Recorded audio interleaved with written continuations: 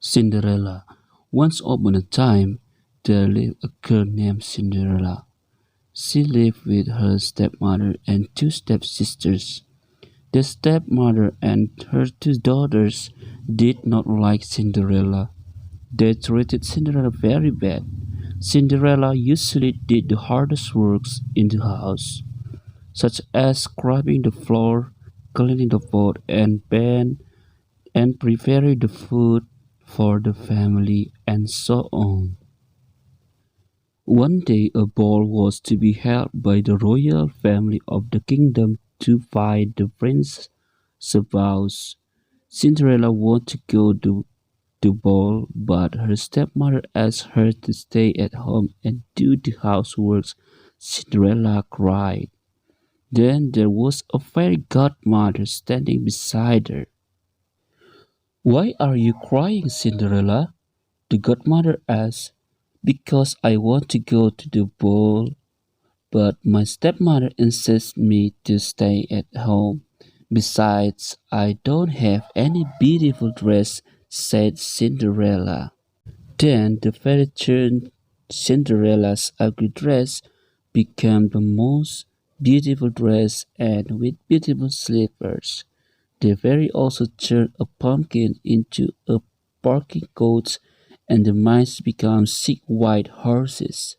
Cinderella finally could go to the ball, but she had to come back before midnight, before the spell ended. At the ball, Cinderella amazed everybody there, including the prince. The prince asked her to dance. Cinderella had a wonderful time at the ball, but all of a sudden she heard the sound of clock, the first stroke of midnight. Remember what the fairy had said. Cinderella ran back to go home, but she lost one of her slippers in ballroom. The prince picked up her slipper and would search for the girl whose foot fitted with the slipper. A few days later, the prince proclaimed that he would marry the girl whose feet fitted the slipper. Her stepsisters tried on the slipper, but it was too small for them. No matter how hard they squeezed their toes into it, in the end, the king's soldier let Cinderella try on the slipper. She stuck out her foot and the face slipped the slipper on. It fit perfectly. Finally, she was driven to the palace.